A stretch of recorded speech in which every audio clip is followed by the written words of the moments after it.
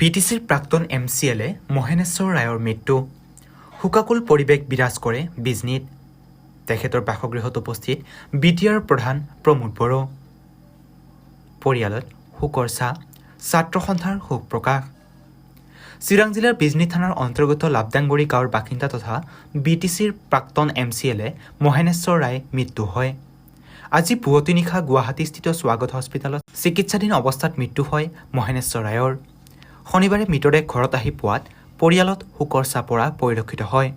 ইফালে মৃত মহেনেশ্বৰ ৰায়ৰ বাসগৃহত BTR প্ৰধান Pramod Boro, BTR EM Dhananjay Basumatary, directorate of Sainik welfare গুৱাহাটীৰ হৈ বিজনী প্ৰাক্তন সৈনিক সন্থাৰ সম্পাদক ধীৰেন চন্দ্ৰ ৰায়ে সমবেদনা জ্ঞাপন কৰাৰ লগতে মৃতকৰ আত্মাৰ চিৰশান্তি কামনা কৰে। লগতে মৃত মহেনেশ্বৰ ৰায়ৰ বাসগৃহত উপস্থিত হয় লেণ্ড এডভাইজাৰ বৰ্ডৰ চেয়াৰমেন সন্তোষ খাকলাৰী, মানস চেৰফাং পাৰিষদীয় সমষ্টিৰ প্ৰাক্তন MCLA অতীন হাজং, বিজনী জিলা UPPL দলৰ সম্পাদক হমপ্ৰসাদ শৰ্মা, UPPL দলৰ কচ ৰাজবংশী চেলৰ কেন্দ্ৰীয় সমিতিৰ সভাপতি দীপজ্যোতি ৰায়, চিৰাং জিলা আছুৰ সভাপতি সৌৰভজ্যোতি সূত্ৰধৰ, বিজনী মহকুমা আক্ৰাছুৰ সভাপতি মনোজ ৰায়, উলুবাৰী সমবায় সমিতিৰ প্ৰাক্তন সভাপতি বিষ্ণুদেৱ ৰায়, উলুবাৰী প্ৰাক্তন সৈনিক সন্থা আকছু লগতে বিভিন্ন দল সংগঠনৰ কৰ্মী, গাঁও ৰাইজ উপস্থিত হৈ পৰিয়ালবৰ্গলৈ সমবেদনা জ্ঞাপন কৰে। উপস্থিত গণমুগ্ধ ৰাইজে মৃতকৰ আত্মাৰ চিৰশান্তি কামনা কৰাৰ লগতে গভীৰ শোক প্ৰকাশ কৰে। News desk, Bijni news 24।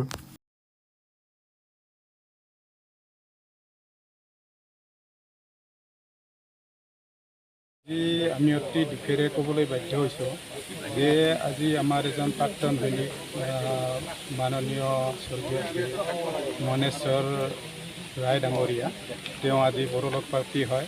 তেওঁ আজি আমাৰ সমাজত থাকি আমাৰ যি সৈনিক সন্থাৰ লগত ওতঃপ্ৰোত জড়িত হৈ আমাক যিখিনি সহায় সহযোগিতা কৰিছিল, লগে লগে তেওঁ আগতে প্ৰাক্তন MCLA আছিল।